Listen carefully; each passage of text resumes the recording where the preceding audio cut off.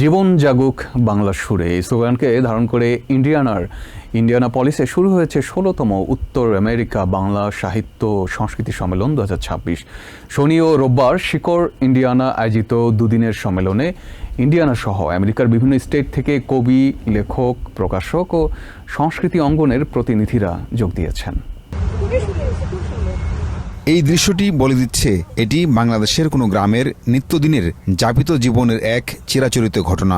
বাংলা সংস্কৃতিকে বিশ্বের দরবারে তুলে ধরতে প্রবাসী বাংলাদেশি আমেরিকানরা প্রতিনিয়তই আয়োজন করছেন নানা ধরনের উৎসবের। এখানে ইন্ডিয়ানাতে অলওয়েজ অনুষ্ঠান হয়, তো এখন দুনিয়া দেখতে পারতেছে, নেশন ওয়াইড নর্থ আমেরিকা দেখতে পারতেছে আমাদেরকে অনুষ্ঠান কিভাবে আমরা সেলিব্রেট করি। আমাদের রুট, আমাদের ঐতিহ্য, সেটা প্রজন্ম থেকে প্রজন্মে আমাদের আসলে বিস্তৃত করতেই হবে। এই যে বাংলা আমাদের যে একটা ভাষা এত সুন্দর করে তারা শিখছে, আমরা খুবই আনন্দিত। বাঙালি কালচারের সাথে মিলে এরকম একটা অনুষ্ঠান তো খুব ভালো লাগে।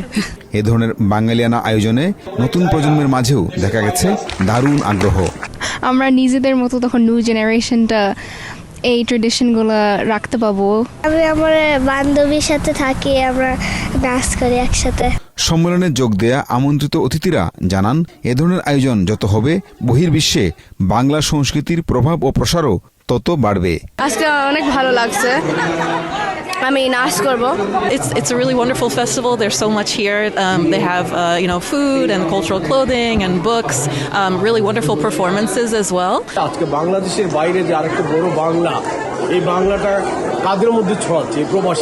যে প্রবাসীরা দূর দেশে নিজেদের অস্তিত্ব খুঁজে পান বাংলা ভাষার মধ্য দিয়ে, বাংলা সংস্কৃতির মধ্য দিয়ে, বাংলা পিঠার মধ্য দিয়ে, শাড়ি চুড়ি, আমাদের দেশজ যে সংস্কৃতির যে পোশাক তার মধ্যে এই প্রবাসীদের কোনো শ্রেণী নাই।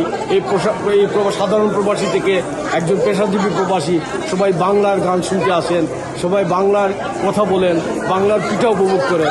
এর মধ্যেই বাঙালি সংস্কৃতিটা, বাংলা ভাষাটা আজকে বিশ্বময় ছড়াচ্ছে। উৎসবে অনেক মানুষের সমাগম হওয়ায় আয়োজকরা সবার প্রতি কৃতজ্ঞতা জানান। ১৬তম উত্তর আমেরিকা সাহিত্য ও সংস্কৃতি সম্মেলন যেটা ইন্ডিয়ানাতে এবার হচ্ছে, বিভিন্ন জায়গা থেকে অতিথিরা এসছেন। শুধুমাত্র ইন্ডিয়ানা না, ইন্ডিয়ানার ভেতরের যারা আছেন সেখান থেকে তো এসছেন। আগামীকাল আরও মানুষ আসবেন। এছাড়া ওহাইও থেকে, মিশিগান থেকে, নিউ ইয়র্ক থেকে এবং আশেপাশের অন্যান্য স্টেটগুলো থেকে, কেন্টাকি থেকেও এখানে মানুষ এসছেন তারা এই আয়োজনের সাথে সম্পৃক্ত হতে। এবং আমি খুবই আনন্দিত দেখে, আমার খুবই ভালো লাগছে যে বাংলাদেশের সংস্কৃতিকে এভাবে তুলে ধরছে এখানে, বিশেষ করে ছোট বাচ্চাদের অংশগ্রহণ। যে বাচ্চারা আমাদের যে প্রজন্ম, যে নতুন প্রজন্ম এখানে, তারা এই বাংলা সংস্কৃতির সাথে যে একাত্ম হচ্ছে, এটা দেখে আমি আসলে খুব আনন্দিত। যেভাবে এসছে স্বতঃস্ফূর্তভাবে, এটা দেখে খুবই আনন্দ পাচ্ছি এবং যে কষ্টটা হয়েছে এটাকে আর কষ্ট বলে মনে হচ্ছে না, উৎসাহিত হচ্ছি যে পরবর্তীতে আমরা আরও করতে পারবো। ইন্ডিয়ানার মতো ছোট্ট একটা জায়গায় যেখানে বাঙালি পরিবারের সংখ্যা হাতে গোনা 200 বা 300, সেখানে এত বড় একটা আয়োজন, 2 দিনব্যাপী আয়োজন, এটা একটা খুব কঠিন ব্যাপার এবং আমাদের প্রায় 6 মাসের প্রস্তুতি এটা পেছনে গেছে। নাচ, গান, কবিতা, পিঠা উৎসব, আলোচনা সব মিলে দারুণ উৎসবমুখর বাঙালিয়ানা পরিবেশে মেতে ওঠে ইন্ডিয়ানাপলিস। বাঙালি পৃথিবীর যেখানে যান সেখানেই তারা একখণ্ড বাংলাদেশ তৈরি করেন। ইন্ডিয়ানাপলিসেও এই যে চমৎকার সাহিত্য উৎসবে তারা যেন বাংলাদেশের সমস্ত চিত্র আবহ তৈরি করেছেন। ইন্ডিয়ানাপলিসের সাহিত্য উৎসব থেকে Pinaki Talukdar, Indiana. New York থেকে সম্প্রচারিত TVN 24 টেলিভিশন, বিশ্বজুড়ে বাঙালির কণ্ঠস্বর।